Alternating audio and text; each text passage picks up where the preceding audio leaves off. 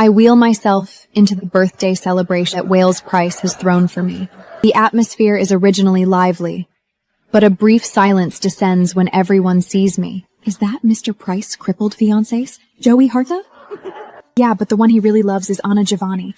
I saw them kissing in a corner earlier. They use their wine glasses to block their mouths as they speak loudly. They think I'm still the crippled deaf I used to be.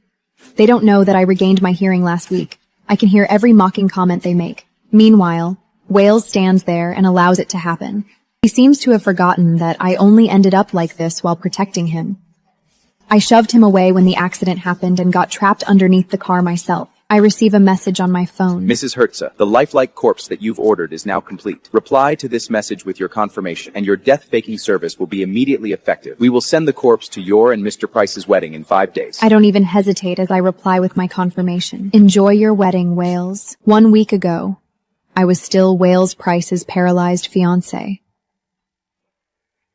I had been convinced that Wales's love for me was true, until I regained my hearing. I refused to marry a liar, so I looked up a service to fake my death. I would use a fake corpse of myself to participate in our wedding.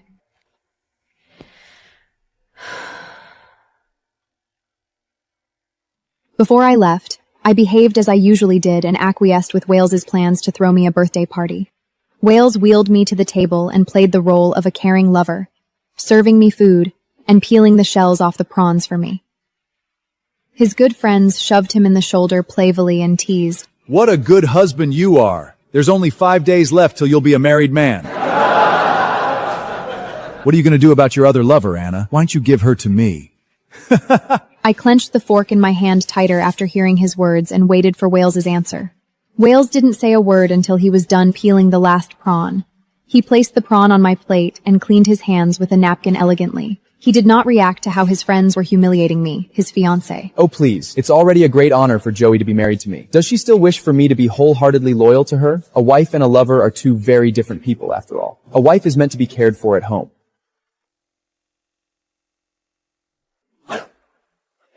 A lover is a precious treasure who can please me in any and every way.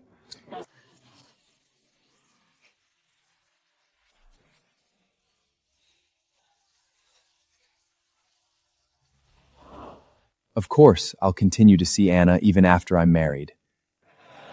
Wales had emphasized the word pleased as he spoke, leading to the men around us erupting in jeers and hoots. I forced myself to keep my expression passive. I couldn't afford to let Wales notice that I was shaking. He was no longer the gentleman that I once knew. Wales threw his fork onto the table, causing the raucous laughter around us to cease immediately. His eyes were narrowed as he swept his gaze at the people surrounding us. So, all of you had better watch your mouths. I won't show any mercy if Joey finds out about Anna. Wales was the CEO of Price Corporation, which dominated the business market of Enosia. With one word, he could destroy an entire family. Nobody dared to go against his orders. You're really such a good husband. You hid Anna away just so Joey wouldn't find out and leave you. The crowd began to shower praises on Wales, complimenting his deep affection. I lowered my head so no one would see the disgust that was swirling in my eyes. Was this what love was meant to be? If it were, I would rather not have it. Isn't it easy to hide the truth from Joey since she's deaf? Have you and Anna ever in the house? The man let his fragmented sentence trail off into silence, leaving the blanks to be filled in by the audience's own imagination. Wales smirked as he swirled the wine in his glass. Of course. The bedroom, the living room, the kitchen, and even outside of Joey's door. We've done it everywhere. It was thrilling, to say the least. The thrill is why I didn't allow the doctor to cure Joey's deafness and heal her crippled legs. Did you really think I wouldn't be able to find the best doctors in the world for her, with my status and power? Everyone was so busy giving Wales a thumbs up that they didn't notice how my knuckles had turned white from how hard I was gripping my knife and fork.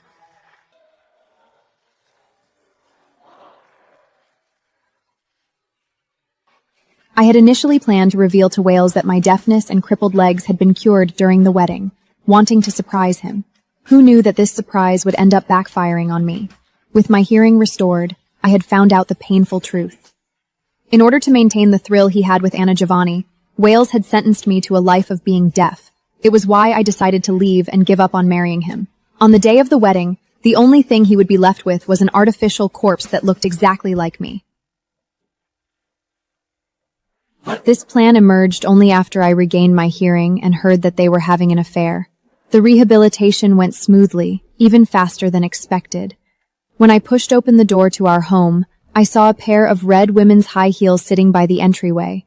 I was sure they weren't mine. I had never worn high heels since becoming disabled. Darling, are we really doing this here at your place? What if Joy comes back? Don't worry, she won't. This morning she told me she was going to the park a bit further away to get some sun. She likes the fountain there. She can't move around easily, so she won't be back this early. Oh, baby, you smell so good. It's the same perfume Joy uses. You said you liked this scent. My hearing had already recovered. I heard every word they said clearly. My heart felt as if it'd been stabbed by a knife. But I still refused to believe that Wales, who'd should he would love me forever, would betray me. But their flirtation was too explicit to ignore. I walked quietly to the bathroom door. Wales was so certain that I wouldn't return anytime soon that he didn't even bother to close the door. Through the gap in the door, I saw Anna pressed against the wall by Wales, her fair back exposed. He was planting warm, wet kisses along her back. His tall figure completely enveloped hers, and I could hear his heavy breathing. Darling, are you only satisfied when you're with me? What about Miss Joy? Of course, you're the one most compatible with me. Joy, hum ever compare to you. Listening to their conversation, I felt like I could barely breathe, but I still managed to restrain myself from bursting into the bathroom. At the same time, a plan began to take shape in my heart. After noticing how I hadn't touched my food, Wales signed at me.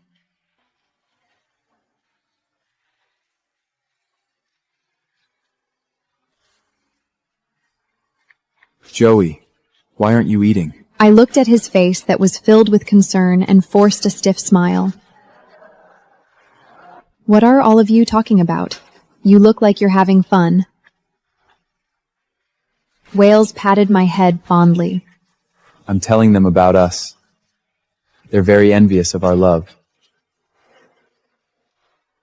He lifted my hand and pressed a kiss to the back of it. Everyone at the party saw the kiss and exchanged sly looks with each other. My heart felt like it had been thrown into a pit of fire, left to be burned until there was nothing but ashes remaining. Wales had clearly been telling them about how he messed around with another woman while we were only separated by a single wall. The way he had done it so easily led me to believe that he had also lied to me in the past. I'm tired. I want to go home. I wanted to leave this dreadful place as soon as possible. I wanted to escape from these people who treated me as a laughingstock. I didn't care about Wales's response. I turned and left the party, sending a message to the driver to pick me up. As I stepped out into the cold night air, I whispered under my breath, "Just a few more days, Wales. Enjoy your lies while you still can. Soon, you'll be marrying a corpse." There were only a few days left until the wedding, and my departure was also counting down. The driver took me to Middleton Street and slowed down in front of 2 shopping malls.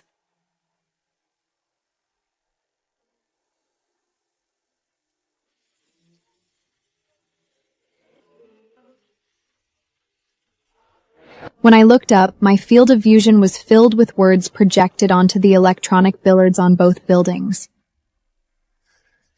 Marry me, Joy.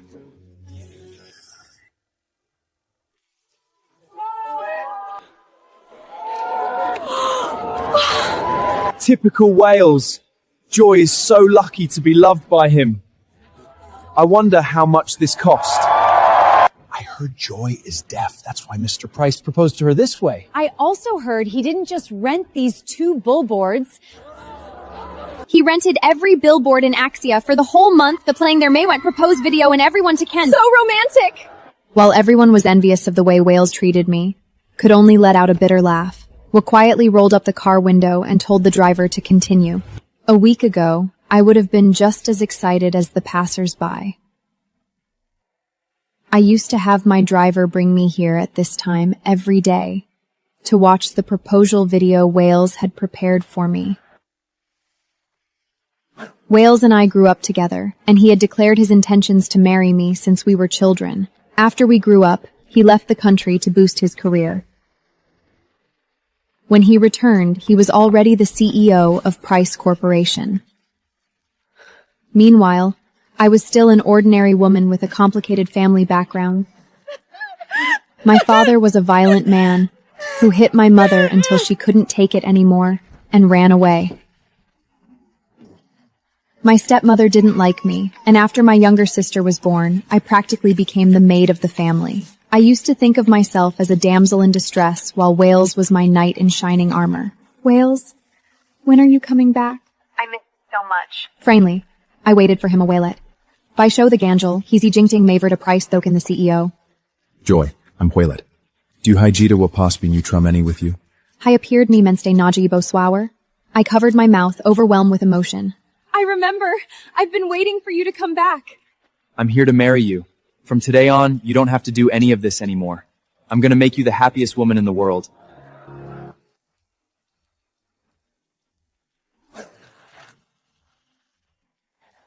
A month ago, my best friend returned to Inopia. She brought me to a doctor who was famous overseas. Doctor, can my ears be cured? And what about my legs? Can I stand up again?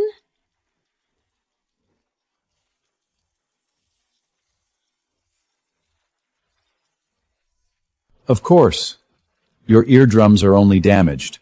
It's not permanent. They can be healed.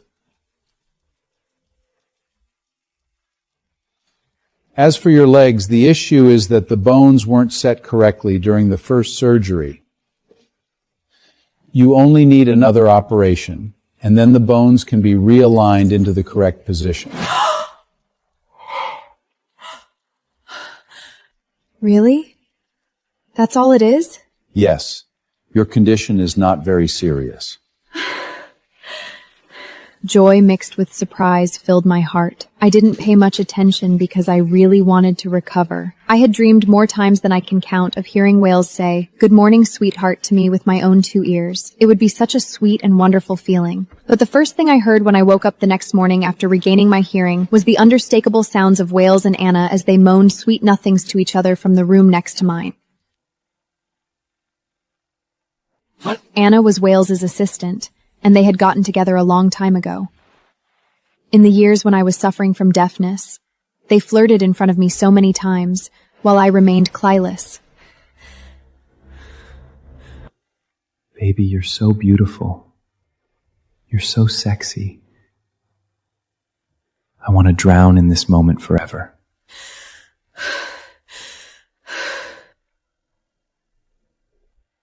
Really? Who's prettier, me or Joy? You, of course. How could Joy compare to you? Darling, tell me you love me. I love you.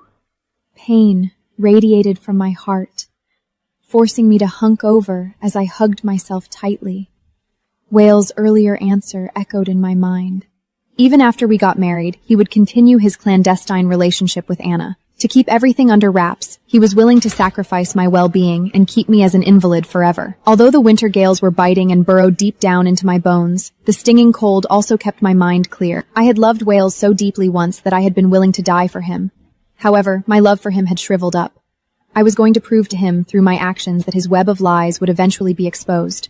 I was going to show him that I would never tolerate being lied to. And he reeked of alcohol and perfume that made my nose sting. I had only been lying on the bed for a while before a pair of strong arms wrapped around me from behind. I was so startled by the sudden touch that I started to thrash around. However, the person behind me tightened his hold on me. It was Wales, and he reeked of alcohol and perfume that made my nose sting. I had smelled this scent on Anna before, and it made my stomach church. Tomorrow I'll take you to see our new home. I bought it specially for you. It's already decorated.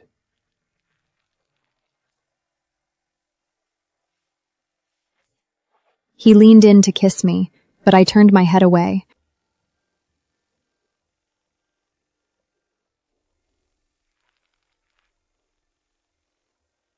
When he noticed my cold reaction, his expression became confused.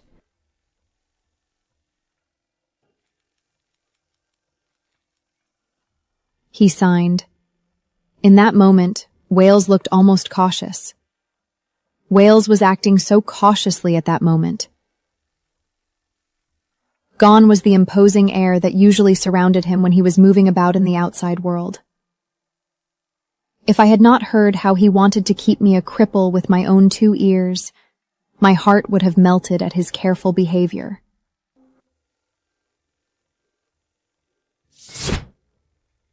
I wanted to come clean tell that I didn't want to marry him anymore.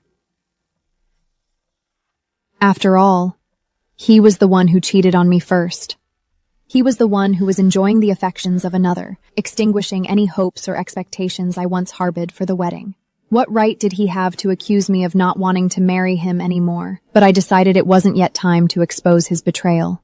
At the end of the day, half goes the node Naren to Wales was an extraordinary, powerful man. If I showed my hand to him too early, there was a chance that I wouldn't be able to leave Anoxia alive. Under his watchful gaze, I sighed quietly, signed that I couldn't bidle the more moody reception.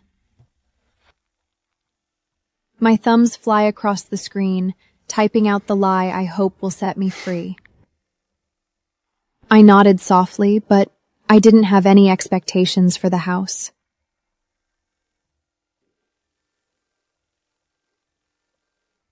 The next morning, I saw what the new house looked like. Every sharp corner in the house had been rounded off to prevent me from accidentally bumping into them while sitting in my wheelchair.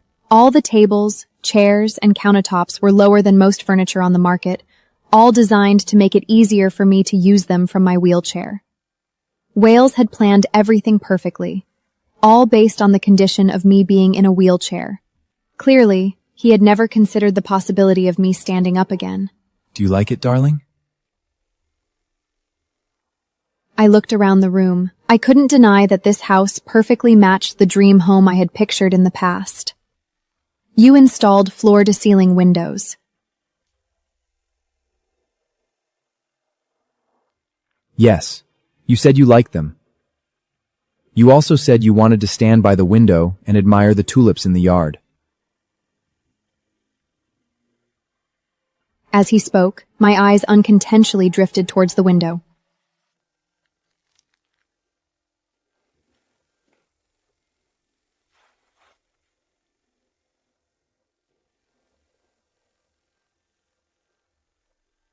I met Wales's gaze and saw how his eyes were filled to the brick with love.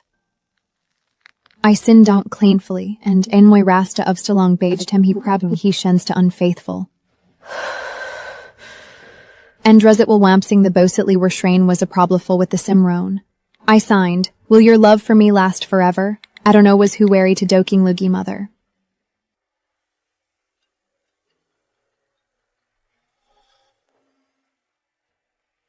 Wales rushed to sign back as if he was afraid I would misunderstand if take his time to respond. I turned my head away, not wanting to look at his traitorous face. He had already betrayed our promise, and yet he could still lie to my face so easily. My heart ached, but I forced myself to look away. Suddenly, on that huge floor-to-ceiling window, I saw a faint handprint, a woman's handprint. The handprint didn't belong to Wales, and since this was my first time here, it certainly wasn't mine either. The sound of a ringing phone cut Wales' passionate confession short. He picked up the phone while shooting me a smile. A flash of desire flickered in his eyes as he murmured, Don't rush me. I'll be there soon to spoil you, my bunny. Wales hung up the phone and gave me an apologetic smile. Joy, something very urgent came up at the compass as I'm handled.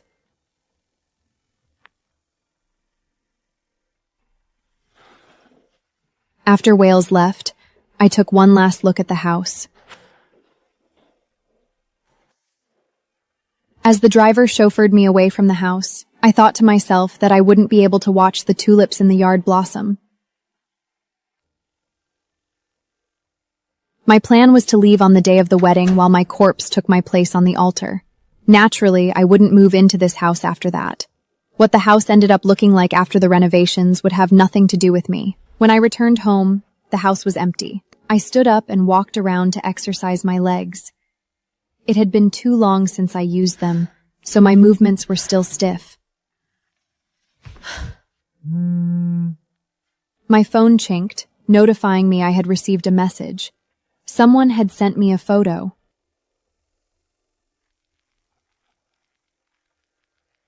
I replied, "Who are you?" The reply came. The position they were in left little to the imagination.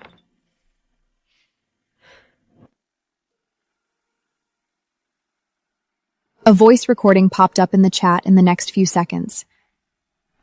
When I tapped the play button, the sounds of a man and a woman mourning together reverberated around the room, along with the sounds of skin slapping against skin rhythmically. Mr. Price? Anna moaned. Isn't this house newly renovated? We're going to get the window dirty. Aren't you the one who had the designer install these floor-to-ceiling windows? You wanted me to press you against the window and do it. Besides, we already tried it last time, and you were moaning with excitement. Come on, baby, let's try it again today. The recording cut off there. It didn't take long before a new message popped up.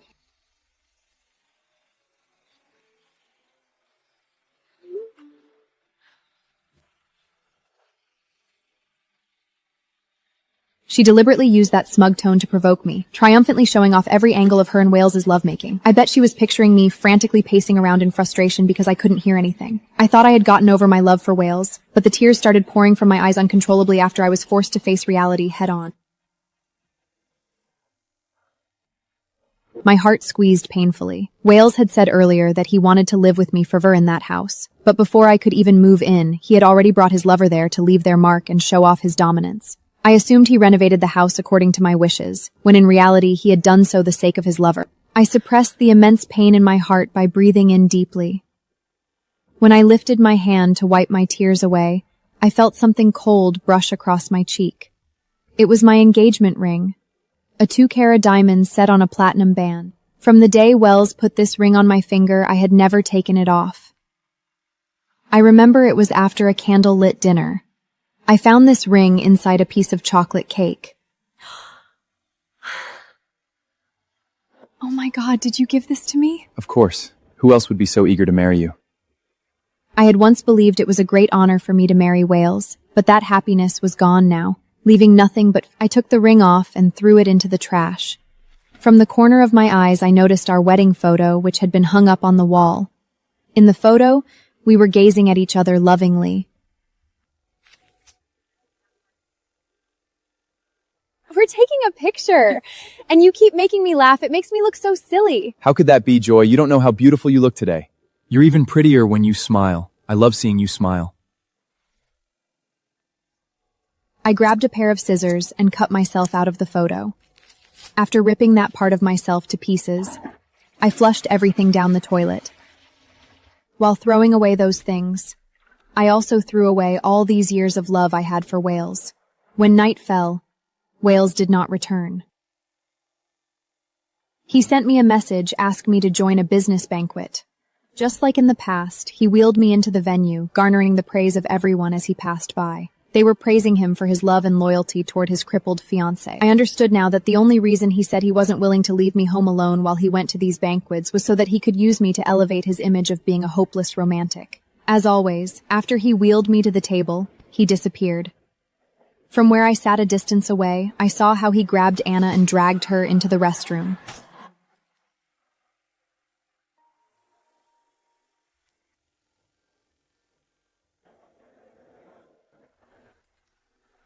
I received another voice recording soon after.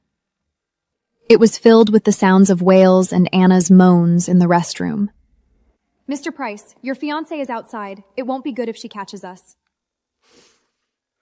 My fiancé may be outside, but my treasure is pinned under me right now. His declaration was followed by another string of moans. Wales and Anna exited the restroom soon after with visibly rumpled clothes. Wales joined a group of business partners and engaged them in conversation, while Anna approached me with a wine glass propped in her hand. After standing before me for a few moments, she made sure I wouldn't miss the love bite on her collarbone. After standing before me for a few moments, her fingers flew across her phone screen as she typed out a message. I looked away and ignored her, while quietly saving the evidence she had sent. I also sent out an order to have someone visit the house to install surveillance cameras. The business banquet was extremely boring. I'm tired. I want to go home. But Wales didn't seem willing to leave. Hearing he browned. Just then, Anna walked over. Let me take Joy out. I'd like to get some fresh air too.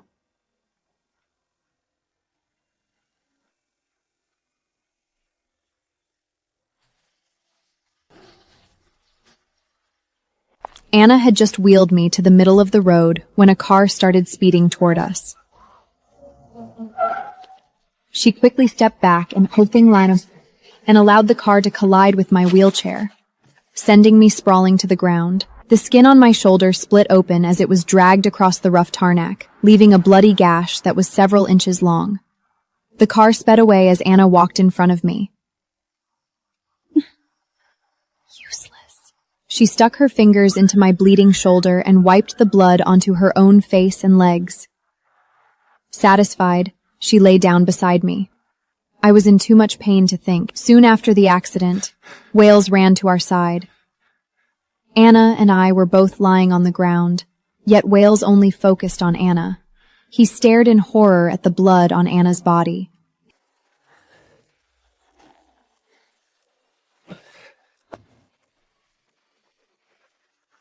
Without the slightest hesitation, Wales scooped her up and rushed to his car.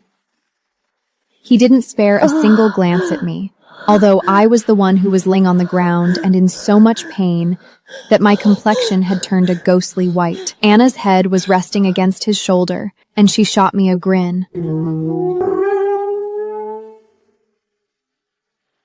I was eventually sent to the hospital by the driver.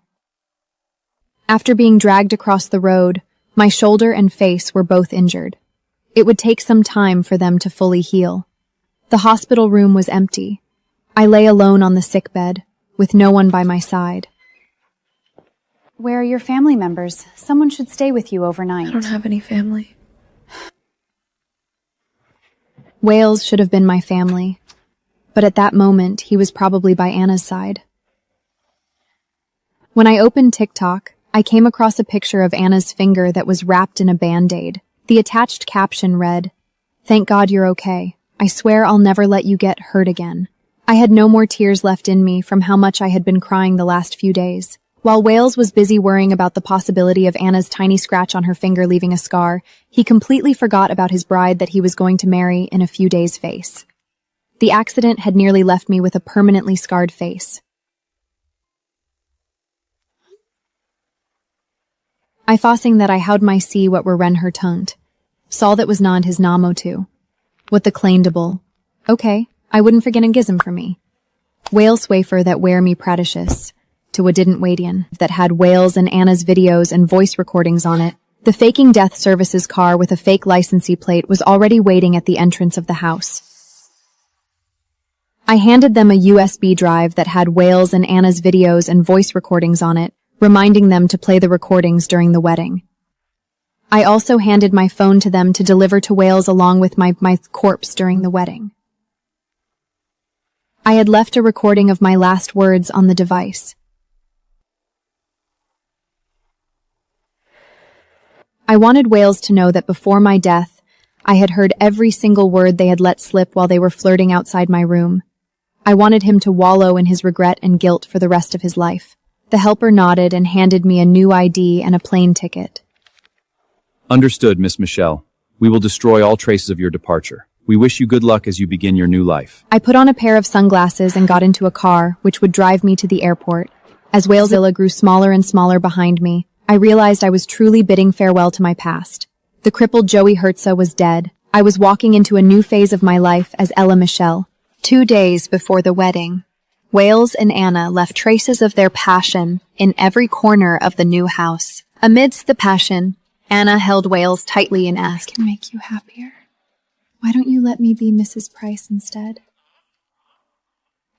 She didn't expect Wales's sudden change in behavior. 1 second, his eyes were glazed over with want as he promised to buy a villa for her. His arms to buy a villa for Wale for her, his arms wrapped around her slender waist.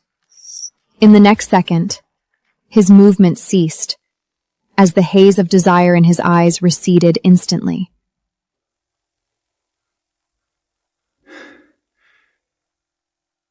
I'm sorry, Anna. Anna, I'll spoil you as much as you want, as long as Joey doesn't find out about us. But you need to know your place. There are some things that you cannot ask for.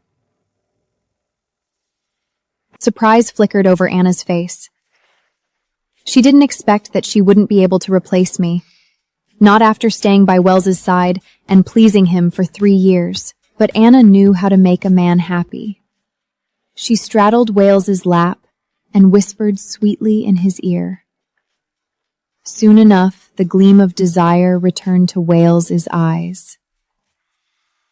Just as Wales was about to kiss her, Anna deliberately dodged, then blew in his ear, and ran her hands over every inch of muscle on his chest. Soon, Wales forgot the brief unpleasantness of moments ago. On the day of the wedding, Wales rose early from bed. Jealousy flashed in Anna's eyes when she watched him put on a tie in front of the mirror. She hugged him from behind and left a lipstick mark behind his ear when he wasn't paying attention.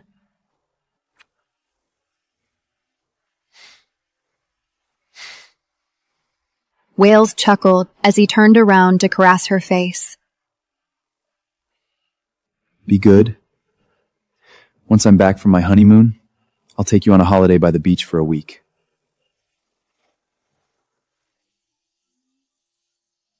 When Wales was on the way to the wedding venue, he turned on his phone and noticed that I hadn't sent him any messages.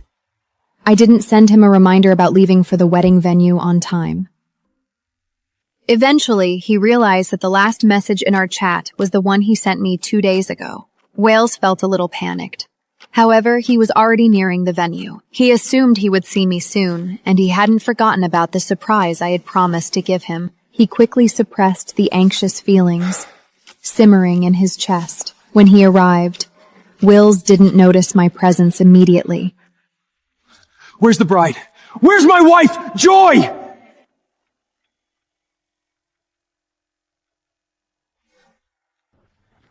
The bride is preparing for the first outfit of the wedding. Wales was relieved, and an expression of anticipation appeared on his face. He seemed to be imagining what I would look like in my wedding dress, excited, with a hint of nervousness mixed in. The wedding officially started at 12 p.m. As the groom, Wales cradled a bouquet in his arms and stood in the middle of the stage while he waited for his bride to make her appearance. He had invited many big shots to attend the wedding, and they, too, waited expectantly for my arrival. Wales had also invited many journalists to report on the wedding. There was even a live stream set up. After all, the famous Wales Price was getting married in what would be the wedding of the century. Over 10,000 viewers had tuned in to the live stream to watch the wedding. The wedding march blared from the speakers. Everyone turned to look at the entrance. 5 minutes passed, and the song came to an end. But the doors remained closed. The guests began to whisper among themselves while comments crossed the screen among themselves, comments flooding the live stream screen. Is his disabled wife too embarrassed to come out? This shows how important it is to Chardrios. She's an ordinary woman, yet she's late to such an important occasion. Has something happened?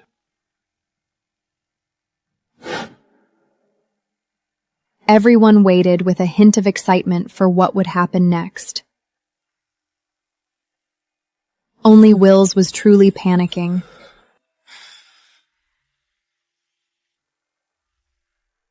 The anxiety he had suppressed earlier began to grow rapidly. He whipped his head around to try to catch a glimpse of me. He even wanted to run down the altar to search for me personally. Wales felt deeply that something beyond his control was happening. But he couldn't let the people in the audience see anything amiss. Where's the person in charge here? Isn't my bride ready yet?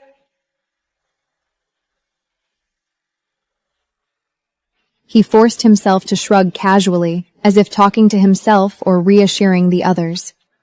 As a gentleman, one should wait patiently for the bride to finish her makeup and appear like a princess. I'm willing to wait, even if the wedding has already started. In the live stream, viewers posted comments. Wales is so graceful. If it were me, I would have angrily called off the wedding. Cut him some slack.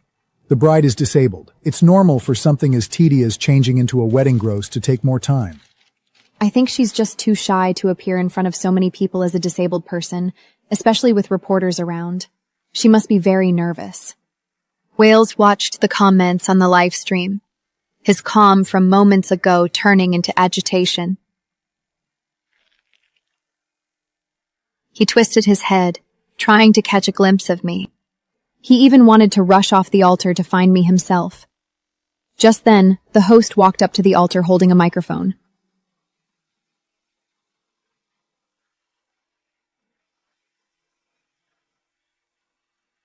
Distinguished guests and today's groom, I apologize for keeping everyone waiting. I am here to unveil the surprise the bride has prepared for the groom. Please direct your attention to the big screen.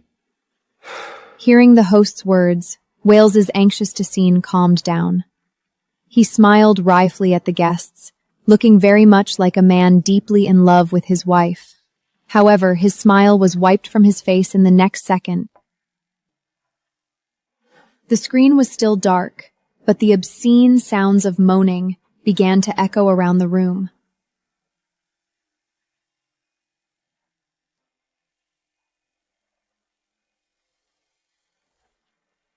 The guests exchanged bewildered looks with one another, while parents quickly covered the ears of the children who were present.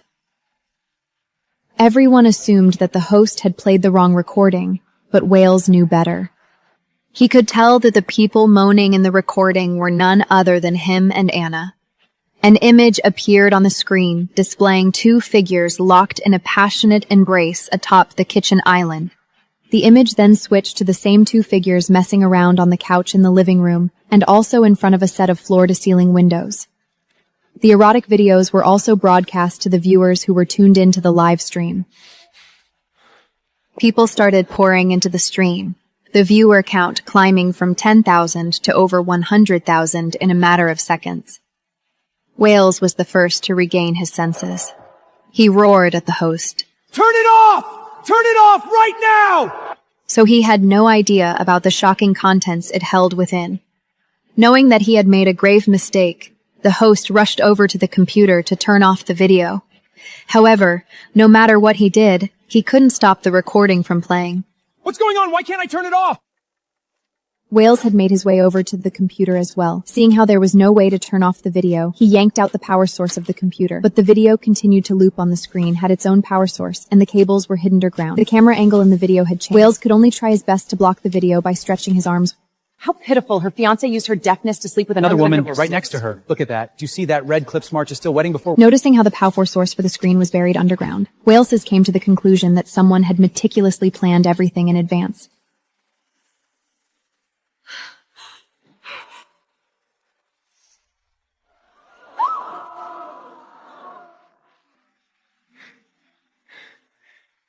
You.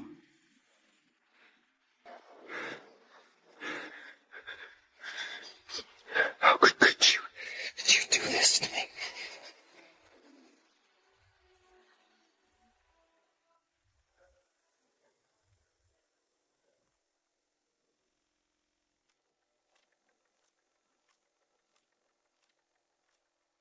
He ordered his bodyguards to cut all the cables in the Avinity while he continued to look around anxiously for me. He was afraid I would find out the truth. Wales had an inkling that I was the one who planned all of this, considering I told him that I had a surprise waiting for him during the wedding, but he quickly dismissed the idea.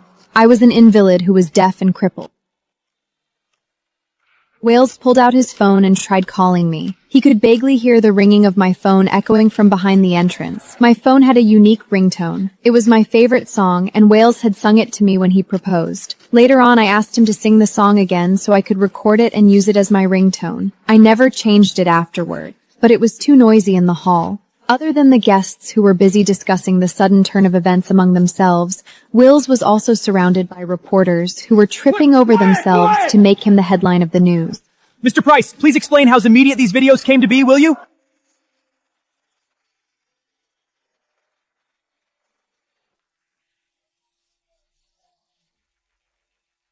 Faced with the reporter's barrage, Wills clutched his phone tightly. His knuckles turning Anna, then in the house you joy. Mr. Price, does this prove been dating two women at once, and that your wife planned to go about Miss Anna's the one? When this would happen, he would never have invited the media reporters. And the comments in the just minutes ago, he had been the one everyone admired, everyone casting adoring glazes at him. And now, he had been torn to shreds.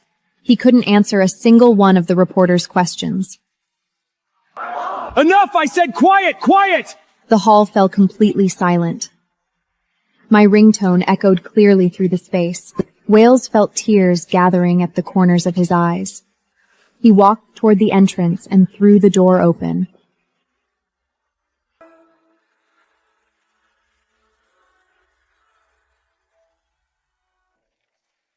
He had expected me to be there, but instead his eyes fell upon my corpse lying quietly in a crystal coffin surrounded by flowers.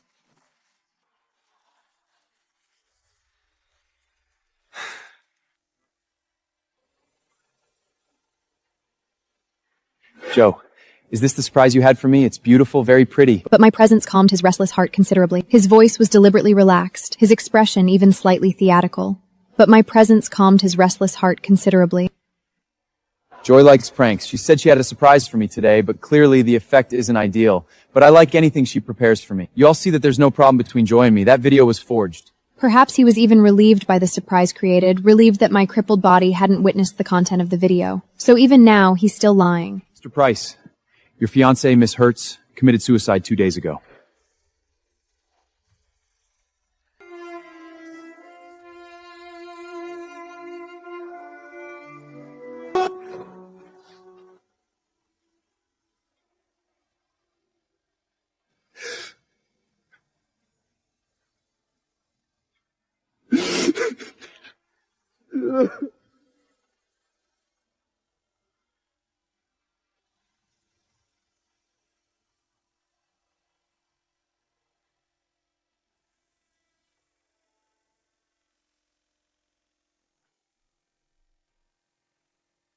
Infuriated, Wales shoved the staff to the floor and shouted, Not only did you ruin wedding by broadcasting that video, but now you want to trick me into believing that my wife killed herself! The staff got back to his feet. He didn't look the slightest bit angry and shot a small smile at Wales. Not too long ago? He repeated it in a questioning tone. Not too long ago? His choice to throw Wales's words back at him made guilt build rapidly in his chest, and last time he spoke to me was indeed 2 days ago. He had quickly avoided the staff's eyes. Wales recalled that they'd chosen to carry Anna away while leaving me a bleeding mess on the road. In the last 2 days, even on the day of the wedding, at first, he didn't want to believe it.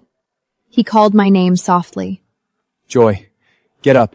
I shouldn't have gone 2 days without contacting you. Is this your punishment for me? It's enough. I'll admit I was wrong, okay? Suddenly, his face almost pressed against me. Is my Mysterious the Smina Leonard?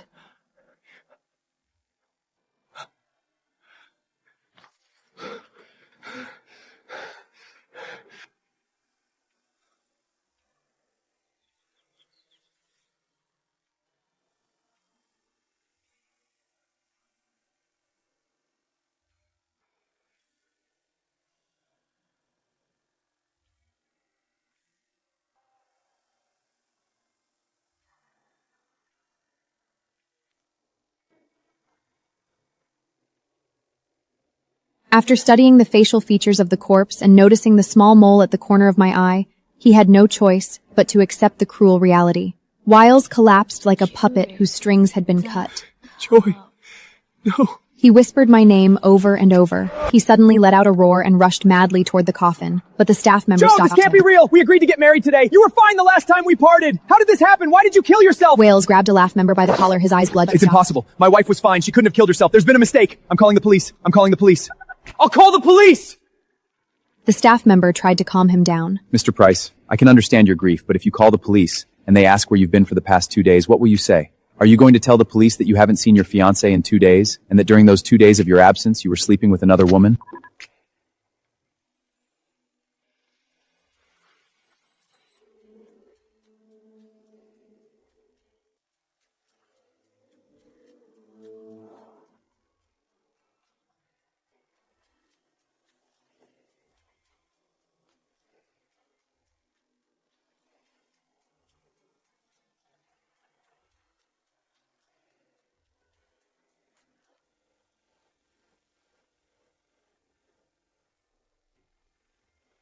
Wales suddenly fell silent. The video that had been played was seen by so many people. He had a lot of work to do for damage control. If the police got involved, they might even investigate more thoroughly. That would affect the company's development. The organizers began to usher the guests out of the hall, doing their best to block the view of the audience. The head bodyguard approached Wales and tried to pull him back up onto his feet. But Wales knocked his hands aside and lunged for the crystal coffin. He pushed the coffin lid aside and reached for my face with quivering fingers. My skin was icy beneath his fingertips. He removed his tuxedo jacket and draped it over my body. The tears that streamed from his eyes dripped onto my face as he rubbed my face like someone possessed. How are you so cold, Joy? Here, wear my jacket, and you won't be so cold. Wake up, Joy. I'm taking you home. Have you forgotten that today's our wedding day? How am I going to live without you from now on? Are you really that cruel to leave me all alone? Wales' voice cracked as he spoke. The staff pressed my phone into Wales' palm and said in a robotic tone, This is Mrs. Hertz's phone. She left a final message for you in it.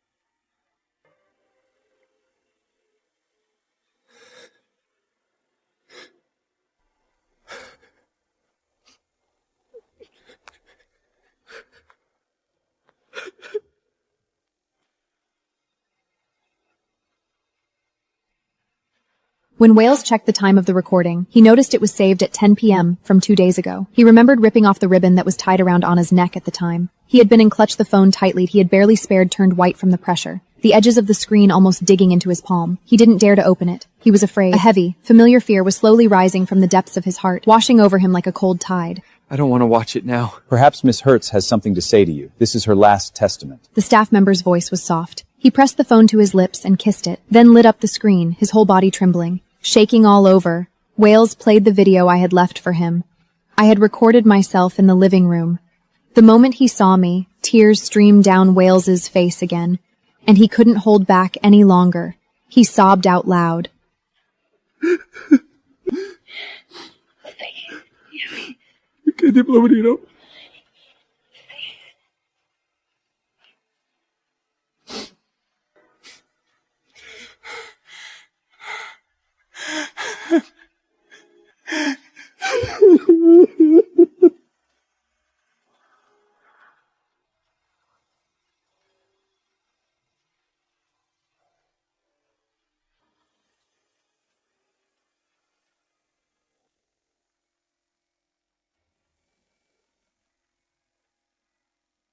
Wales, once upon a time, you were my prince. You rescued me from the horrible living situation I was in and turned me into a princess. I want to thank you for letting me live in this wonderful dream for the last 3 years. I thought I would be able to stay forever as long as I had your love. But all dreams must come to an end one day. Your love for me burned so brightly, but also so briefly. I want to tell you a secret, Wales. The truth is, I've already regained my hearing. I underwent surgery again for your sake. Wales was now sobbing uncontrollably, his face buried in his arms, his shoulders heaving with his sobs. Every word I said was like a knife stabbing into his heart. But this wasn't even the most painful part. I didn't know that the first thing I would hear after regaining my hearing was the sounds of you and Anna going at it like rabbits in the room next to mine. No.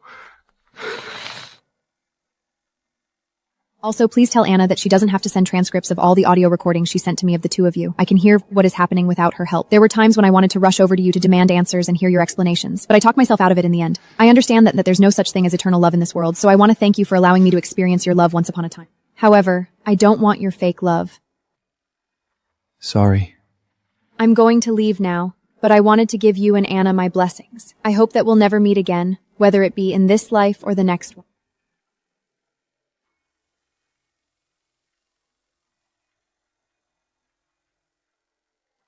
Wales, with red and swollen eyes, stared blankly at some fixed point, muttering to himself. She could hear everything. Wales nearly lost his mind after discovering that my hearing had been restored. He recalled everything that he had said in front of me and also how they insulted me during the banquets we went to. He had stood by and let them say whatever they wanted, without her making a move to breathe. He lifted his head. The media had been ushered out of the venue, but some of the guests and his friends had remained. Everyone was looking at him with contempt in their eyes. Some of the elders were even berating and pointing at him. Wales suddenly realized how I must have felt when I was trapped in the wheelchair and could only endure the harsh words that were aimed at me without being able to defend myself. Wales looked up at the sky and screamed my name, Joey. When he woke up again, Wales lay in a hospital bed, staring vainly at the ceiling, his face completely expressionless. Anna was beside him, gently touching his arm. Darling, the doctor said you fainted from shock. I heard about Joy. That wasn't your fault. Don't blame yourself. Wales's previously vacant eyes flickered with something. He turned his face to look at Anna. Gone was the tenderness of before, replaced by a trace of disgust.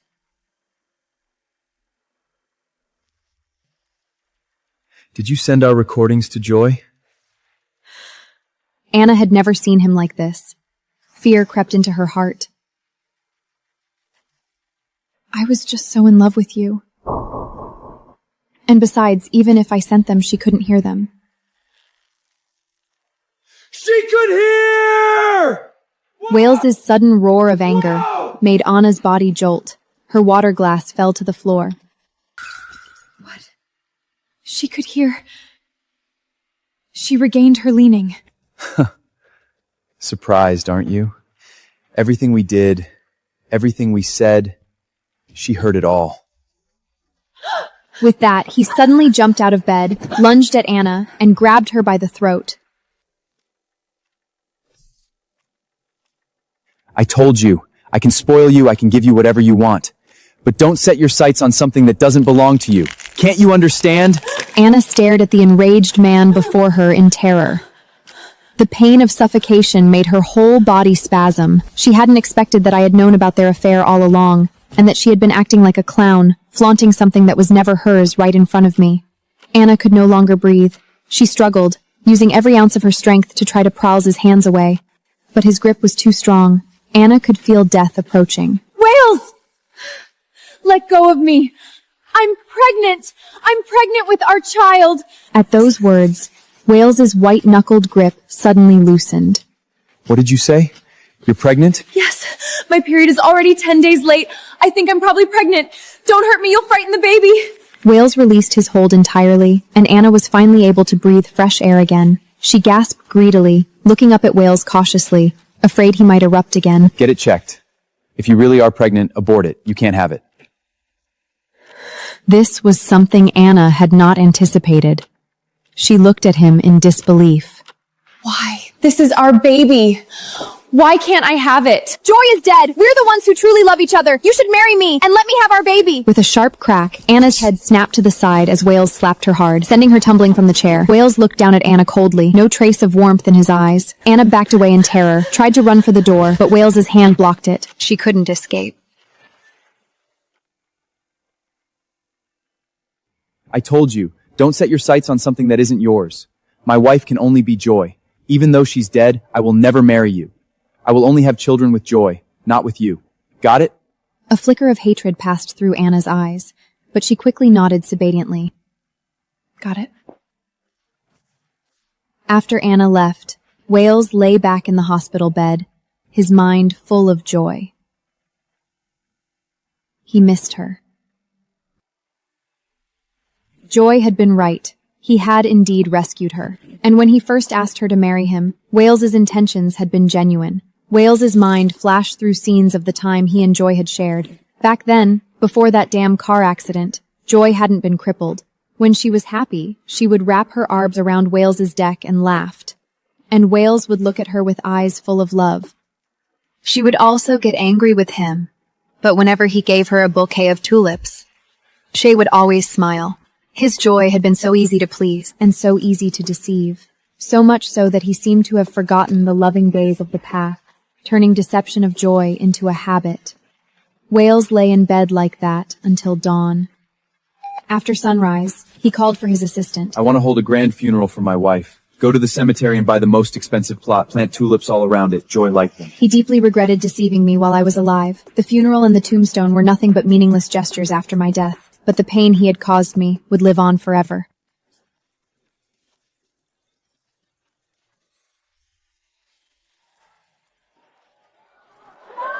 The helper sent me a video of what had transpired at the wedding. I felt panic rise within me when I saw how Wales had passed out.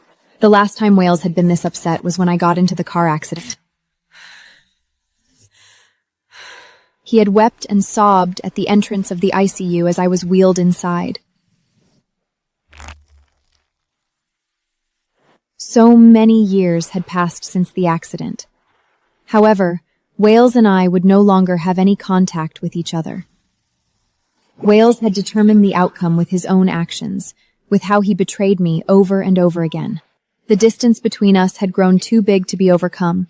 I was already in a new city and was working a job I enjoyed at a magazine company. I no longer had to worry about keeping up appearances as Wales's partner. It seems he's pretty satisfied with the surprise I gave him. He's more than satisfied. He was as frantic as a wild animal. He really seems to regret it. Joy, will you ever come back? What if you don't adjust to living in a strange city? I wasn't too concerned with what would happen next. I was currently dressed in a bikini and enjoying my vacation on the beach. That was what life was supposed to be like. A life that belonged to me and only me. I turned off the video and sipped on a cocktail a handsome man had delivered to me earlier. When I saw my good friend waving at me, I walked towards her.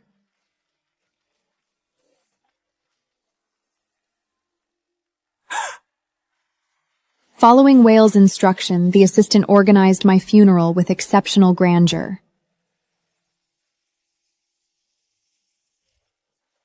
Just like the wedding that never happened, many people were invited to attend. Those who came to pay their condolences gasped in surprise when they saw the scene of the funeral, because it looked more like a wedding than a funeral. I was still lying in the coffin, but now wearing a pure white wedding dress, my body surrounded by tulips. Wales was also dressed in a suit, his hair neatly combed, a bow tie around his neck, and holding a bouquet of white roses in his hands. His face was still haggard, yet a smile lingered on it. Thank you all for coming to my wife's funeral. But the wedding last time was not perfect. I need to make some amends. The people present looked at each other, completely baffled as to what Wales was trying to do. Is he really going to marry a corpse? He must be feeling guilty because his betrayal caused his wife's death. But what's the use? She's already dead. He looks very devoted, but the things he did are facts. I can't forget those photos I saw on the wedding day. Joyvern Wales heard every word just people should. He didn't get angry. He was now like a soulless shell, as fixed on me lying in the coffin. Joy, you look beautiful today. With that, he bent down, placed the roses in my hands, and pressed a kiss on my forehead. Everyone present watched what was happening in astonishment, exclaiming one after another. Wales straightened up and took out an exquisite gift box from his chest. He opened it and held a sparkling diamond ring in his hand. Now it's time for us to exchange rings. With that, he slipped the diamond ring onto my already stiff ring finger, then placed the other ring on his own hand. All right, now it's time for me to kiss my bride. Just as he bent down to kiss me, his friend stopped him. You lost your mind. Joe is already dead. What you need to do now is give her a proper burial. No, I need to complete the wedding. This is what I promised her. Really? Is that the only thing you promised her? Don't forget what you said before. The impression you gave us is that you never loved Joy at all. That's why you indulged Anna's existence. Now your devotion and your remorse, Joy can't see any of it anymore. His friend's words struck Wales's heart like heavy hammers. He was right. Everything he had done before had been hurting me. Joy! Now that I was dead, he was acting so devoted again. It really was meaningless.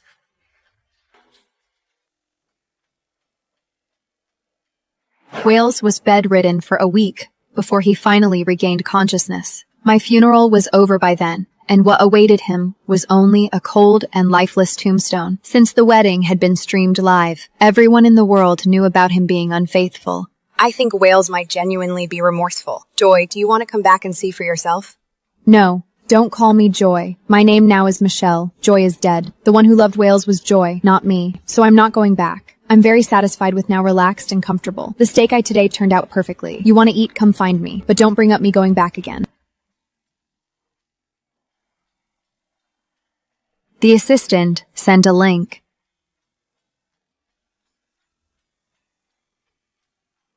I opened the link. This is the latest report on the Welsh company.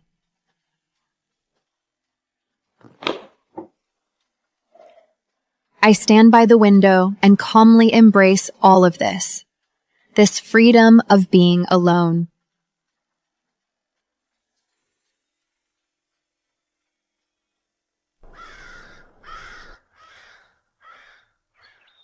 This incident greatly affected the reputation of Price Corporation. In a very short time, the company's stock market value plummeted. Wales, do you have any idea how much trouble you've caused the company? You're fired, Wales.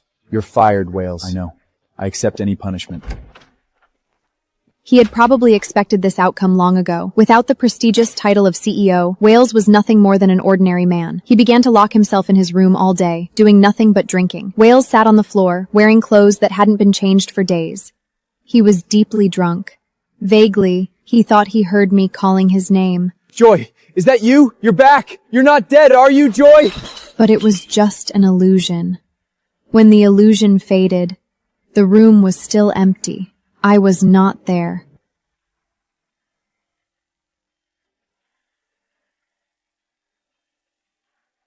Wales plans to come and see me. He walked up to my tombstone and poured out his heart to me. His voice was hankied and unpleasant, but he sang very earnestly. Joy, this is your favorite song. I used to sing it to you all the time, but then you couldn't hear it anymore.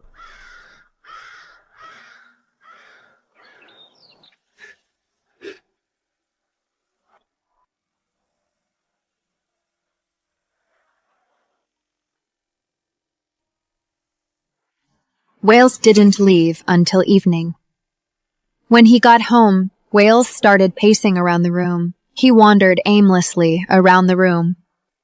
Wales then took a bottle of liquor from the fridge, downed half of it in one go.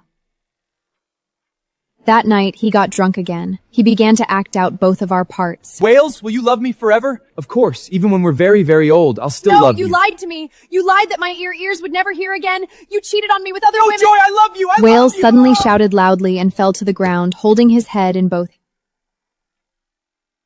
He rummaged frantically through my wardrobe and drawers. He found our old wedding photos. He in the wedding photo has been turned into my sketch portrait. His figure no longer appears in the wedding photos on the wall, just as I have completely erased him from my heart. He found my diary again, walked over to the bed and sat down, reading it as reverently as if he were reading the Bible.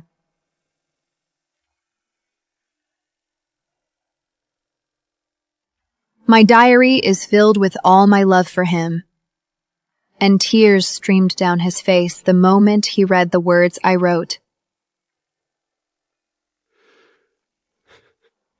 Today, Wales bought a slice of cake for me. It was the most delicious cake I had ever eaten.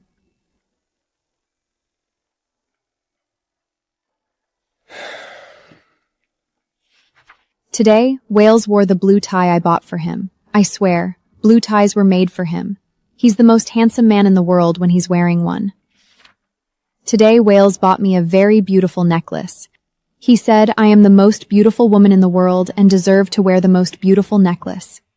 He never holds back his praise for me, making me feel happy every single moment.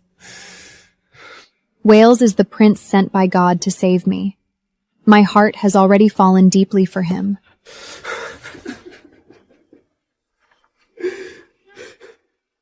I love him enough to give my life for him. My love was hidden in every little daily occurrence, but ever since I got into the car accident, I stopped writing in my diary. Wales flipped through my diary page by page, crying one moment and laughing the next. Wales only realized then how cruel he had treated me. But it was all too late.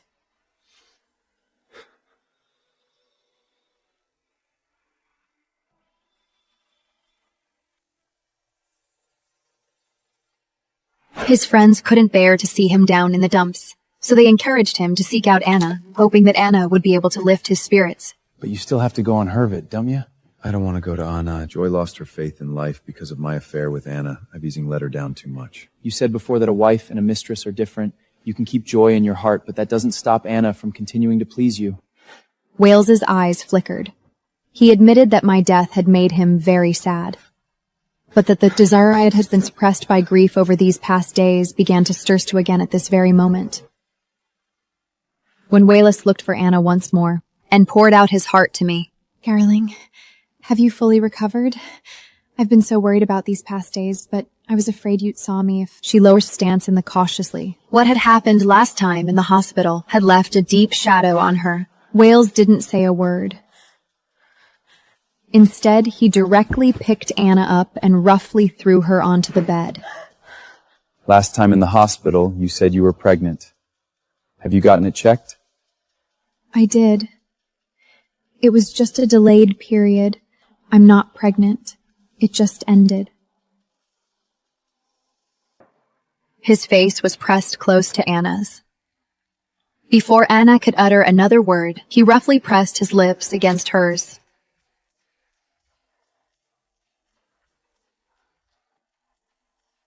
Wales, be gentle. Don't be so rough. Anna asked Wales to treat her gently. Don't you just like me treating you this way? You will feel very comfortable later. His hand slid down from her waist to her. Honey, hurry up. Come inside me now. Parted Anna's legs, his burning heat pressing between her thighs. Rough, aggressive. Anna waited in vain for Wales's next move. She opened her eyes and looked at him with confusion. Wales was completely frozen in place, motionless. Without any warning at all, he had already finished. How could this happen? Her face was full of disbelief. I don't know either. Maybe I haven't been resting well lately. After all, in all the time she had been sneaking around with Wales, he had always been very capable. This was the first time something like this had happened. It's okay, honey. You must be tired. Stay here with me tonight. I believe by tomorrow morning you'll be as mighty as you used to be. Comforted by her words, Wales relaxed and nodded. Without me, Anna was his only cure for the soul. The next morning, Wales woke up early. Seeing Anna beside him, he didn't hesitate for a moment. Honey, why are you up so early? Wales didn't answer. As if desperate to prove something, he took Anna's hand and moved it rapidly up and down. But the desire that used to stiffen with the slightest touch now seemed completely deflated, leaving only blotchy stains on their hands, evidence of Wales's efforts. Oh! Damn it!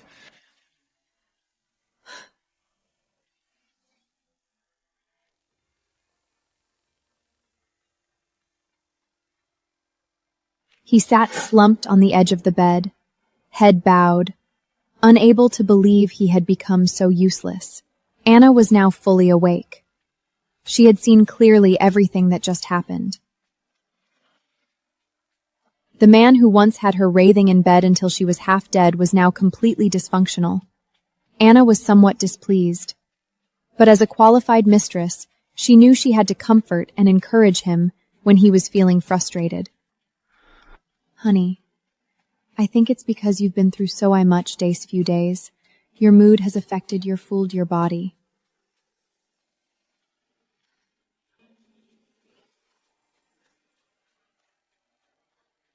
Don't take it to heart. You're so outstanding. With more rest, you'll be completely fine. Now, I'll go prepare breakfast. What would you like to eat? Wales hung his head low, his spirits deeply mumpened, having no appetite at all. Whatever. I don't really feel like eating.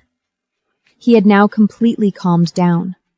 Yesterday, he had been possessed by some urge to come to Anna, wanting to vent his desires and emotions, yet both attempts had failed.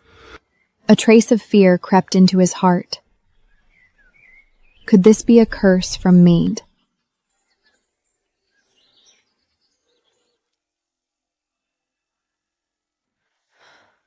Joy, you're angry with me, aren't you? You're angry because I came to Anna, so you're cursing me to become a useless wreck. The more he thought about it, the more convinced he became, and he began to grow agitated. Damn it, why? You're already dead. Why won't you just let me go? I've repented. I know I was wrong, but I still need to live a normal life. He couldn't allow himself to lose face in front of his mistress, so he blamed his impertinence on me. Now that I was dead, Anna was his only source of spiritual comfort, and he couldn't afford to lose that. So he swallowed his pride and begged Anna to stay. I'm sorry, baby. It's okay. I really don't mind. Why don't we go shopping? A change of scenery might lift your spirits. Wales and Anna went to the shopping mall they used to frequent. Darling, this is so beautiful. If you like it, just buy it. It comes as a set. There's also a bracelet. Then wrap them both up together. As if trying to make up for disappointing Anna twice in a row, when Anna picked out 2 pieces of expensive jewelry, Wales swiped his card without hesitation. But Anna still wasn't satisfied.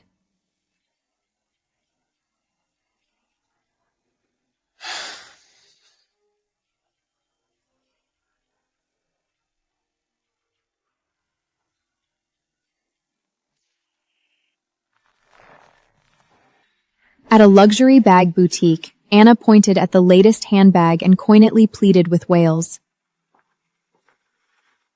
Honey, I really love this bag. It's the newest model. Won't you buy it for me? In the past, Wales would have nodded without a second thought.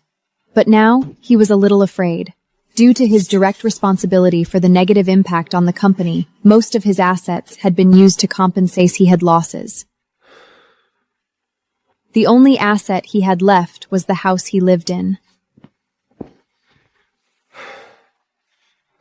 Although there was still some money left in his bank account, it was his last bit of savings.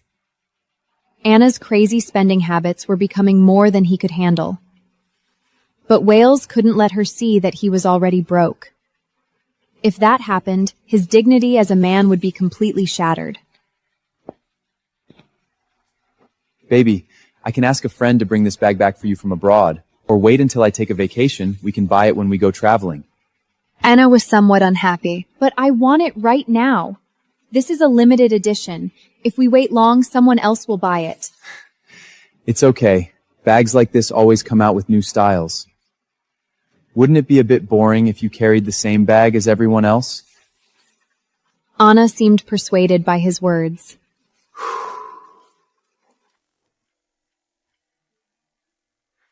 Though she was still a little unhappy, she didn't keep pestering Wales.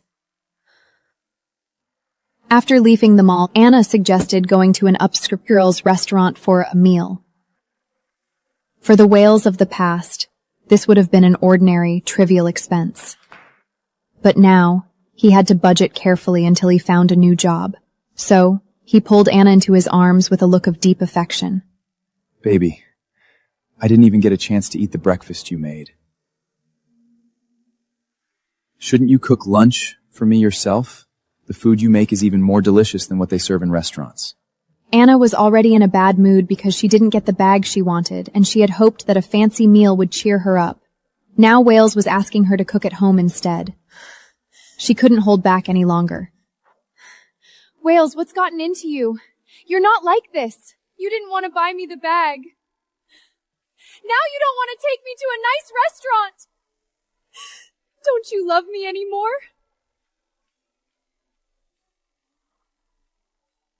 Are you only with me so I'll spend money on you?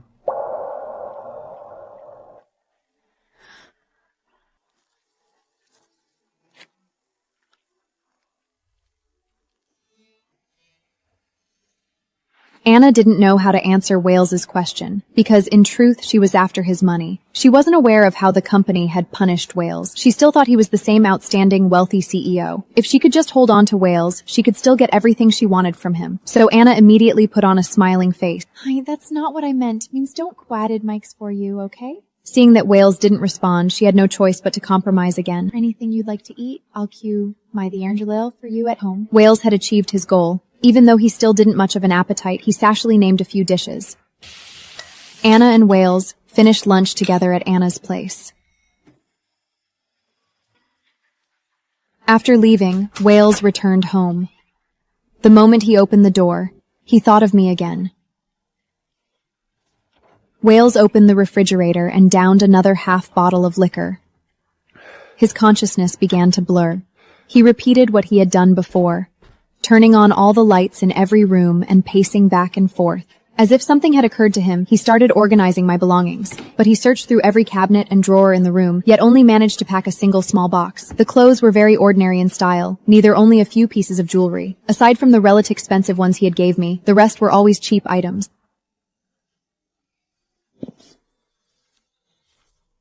Wales couldn't believe it. Why is there so little?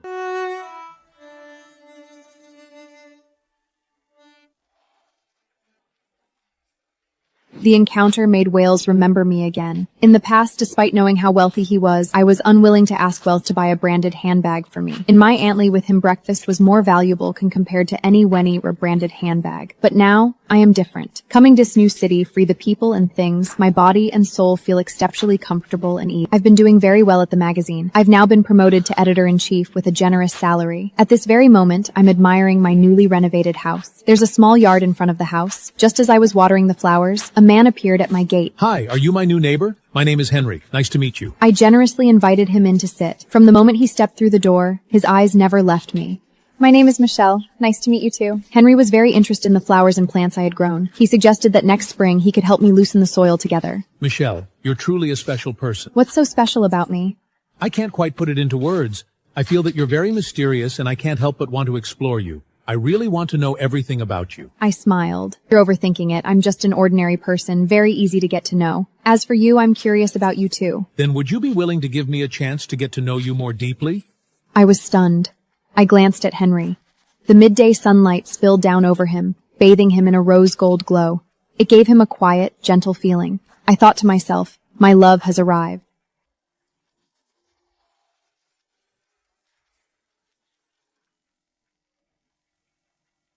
Since Wales had been directly responsible for the negative impact on the corporation, most of his assets were used to compensate for the damages he caused. The only asset he had left was the house he was staying in. The negative impact Wales had caused his company was well known within the industry. Even though his workability was strong, no one wanted to hire him. His bank balance was dwindling. Wales scrolled through his phone's contacts, looking for friends he had once been close. Fortunately, a friend was still willing to meet him. They arranged to meet at a bar. The friend ordered several bottles of good wine and personally poured a glass for Wales.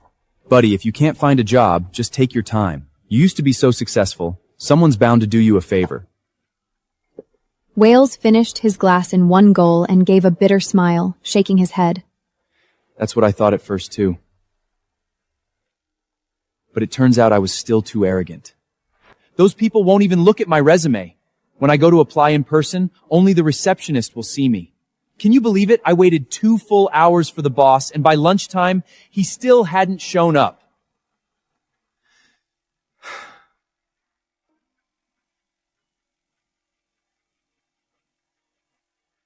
Wales complained for a long time, completely failing to noticing that his friend had already grown impatient. Wales patted his friend on the shoulder, his tone carrying a hint of pleading. Does your family's company have any no other tuition for me? If not, don't force it, but please ask around for me. I have no requirements now. I just need a job opportunity. The friend stroked his chin, looking as if he was thinking it over. My family's company probably won't work. After all, my father is still the one in charge. Given your recent, less than glorious history, he probably wouldn't agree. But I can ask around for you. We have so many friends. There's bound to be a suitable opportunity sooner or later. With that, he glanced at his watch and said to Wales, I'm really sorry, Wales, but I have something very important to take care of, so I have to go. I'll I'll keep your situation in mind. Then, without waiting for Wales to respond, he left without looking back. After the friend left, the bartender placed the bill in front of Wales. Sir, this is your tab for today. By the way, the prepaid balance you had here is no longer sufficient. Wales hadn't expected that his friend would leave without paying the bill, knowing full well that Wales was short on money, yet he had ordered such expensive wine. Wales felt his face burning with embarrassment. He had never been in a situation where he couldn't afford to pay the bill. I'll pay by card. Credit card. There simply wasn't enough money in his debit card to cover the cost of the wine. Wales had no choice but to grit his teeth and use his credit card. But as for how he was going to pay off the credit card debt, he had no idea. Wales went to Anna seeking comfort. Although Anna had also been fired from her job because of a vetting scandal, she was still unaware that Wales had become unemployed. But from the several times he had refused to buy her expensive luxuries, Anna had already begun to sense that something was wrong. Moreover, she had noticed on multiple occasions that Wales hadn't been driving whenever they met, which further confirmed her suspicion that Wales was facing a financial crisis. This was not good news for her. And her impudent lie. So, when she saw Wales, she started testing the waters. Honey, that new bag I mentioned to you last time, when are you going to take me to buy it? It's been so long. Wales touched his lonely awkward. Baby, that bag is a bit maternally. It doesn't suit you. Let's not buy it for now, okay? No, I want to buy it. You said before that Long Jill, I liked something, you will satisfy me. Why have you changed now? Wylis had no choice but to tell the truth. When Anna found out he had no money, she stopped playing the sweet, gentle little bunny Wales was used to. She sneered as she pushed away Wales's reaching hand. You can't even afford a bag, and you dare say you love me? Anna exited the house then and didn't return for 3 days. On the 6th day, Ware says you need to spend there what you're now the gaze. I wheel myself into the birthday Celebrace has thrown for me. The man had a cigar hanging between his lips as he enjoyed Anna's service. His rough hands roamed her body as he asked, Who's better, Wells or me? Of course, it's you, Mr. Smith. Wales's eyes widened. The man was Barry Smith, his sworn business rival. Why was Anna with him? Wells might not be as amazing as you, but he's a lucky man. I never expected that stupid woman Joe to push him out of harm's way when I did as you ordered me to and arranged for a driver to crash into him. If it wasn't for her, you would have already acquired Price Corporation. Now that he has forced his beloved to take her own life and lost his livelihood, there's no way that he can compare to you. Wales clenched his hands into tight fists, his eyes burning with barely controlled rage. He had assumed that the car crash was just an accident. He never expected it to be a devious plan that was orchestrated by Barry and Anna. To think he had been spoiling Anna for so many years. He even forced me into a corner that ultimately led to me taking my own life for Anna's sake.